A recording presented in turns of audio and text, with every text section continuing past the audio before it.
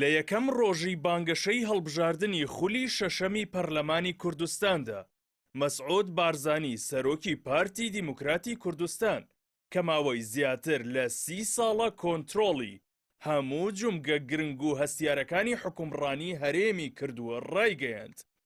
ئومێدوارم پەرلەمانی داهاتوو هەیبەت و قودسیەت بگەڕێتەوە بۆ پەرلەمان و هەست بە بەرپرسیارەتی مێژووی خۆی بکات بەرامبەر بە خەڵکی کوردستان.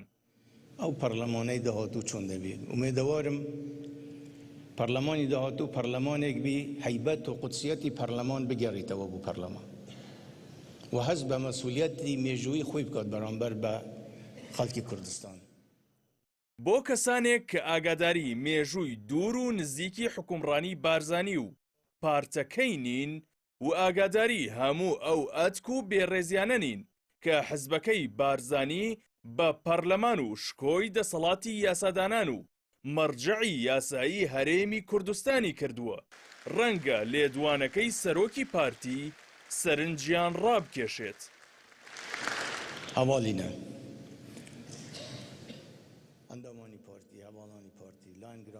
بەڵام لە پێش ئەوەی بارزانی و پارتەکەی بە هەوڵی ئەوانفریوی تەقەلای بەلاڕێدابردنی سەرنجی هاوڵاتیان و دەنگدەرانی هەرێمی کوردستانی بۆ بچێتە سەر، ئاوێنەی مێژوو دەکەینە دادوەر و هەندێک لەو لاپەڕە ڕەشانەی مێژووی مامەڵەی 32 ساڵەی پارتی دیموکراتی کوردستان لەگەڵ قودسیەتی پەرلەمانی کوردستان هەڵدەدەینەوە و لە سەرۆکی پارتی دەپرسین کام قودسیەت و کامە پەرلەمانتان مەنزورە.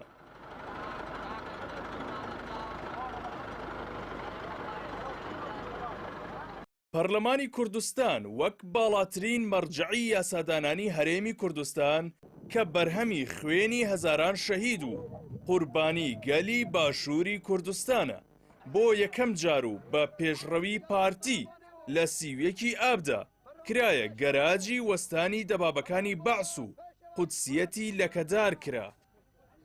لە ساڵی 2017 و لە کاتێکدا پارتی جاڕی ڕیفراندۆمی دەدا، هەر لەبەر ئەوەی پەرلەمان یەک جاروتی نەخێر و ڕازی نەبوو بە چیتر درێژکردنەوەی ماوەی سەرۆکایەتی مەسعود بارزانی لە پۆستی سەرۆکایەتی هەرێمدا، پارتی قوفڵی لە دەرگای پەرلەماندا و ڕێگەشی نەدا سەرۆکی پەرلەمان بچێتەوە هەولێر.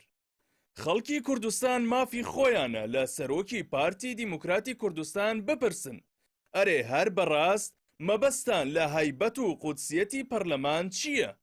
خەڵکی کوردستان زۆر باش لەوە تێگەیشتون کە بەلای پارتیەوە هەیبەت و قودسیەتی پەرلەمان بریتیە لەوەی پارتی تێیدا زۆرینەی ڕەها بێت و پەرلەمان هەمیشە بارمتەی ئەمر و نەهیەکانی حیزب و بنەماڵە بێت. هاوڵاتیانی هەرێمی کوردستان بەرچاو ڕۆشنن بەوەی پارتی دیموکراتی کوردستان تەنها ئەوە بە هەیبەت بۆ پەرلەمان بەڕەوا دەزانێت کە مەکتەبی سیاسی حزب بڕیار و ئەجێنداکانی بنێرێت و پەرلەمانیش تەنها ئەرکی بە یاساییکردن و موسادەقەکردن بێت لەسەر فەرمایشتەکانی حزب و خێزانە سیاسیەکان. لیژنەیە ساڵی دووەمی خولی پێنجەمی هەڵبژاردنەکان و کۆتایی بە دانیشتنەکەمانێنی. بە هەموو لێکدانەوە و پێوەرەکان هەڵبژاردننی 20 ئۆکتۆبەری ئەم ساڵی پەرلەمانی کوردستان گۆڕان لە هاوکێشەی هێز و هەیمەنە لە هەرێمی کوردستاندا دەهێنێتە ئاراوە و چیتر هاوڵاتیانی هەرێم ڕێگە نادەن پەرلەمان ببێتە بارمتەی ئەو هێزانەی شکێنەری شکۆی پەرلەمان بوون و ئەگەر پەرلەمان بە ئاوازی ئەوان هەڵنەپەڕی بێت بە زەبری هێز و پۆستاڵ دەرگاکەیان داخستووە.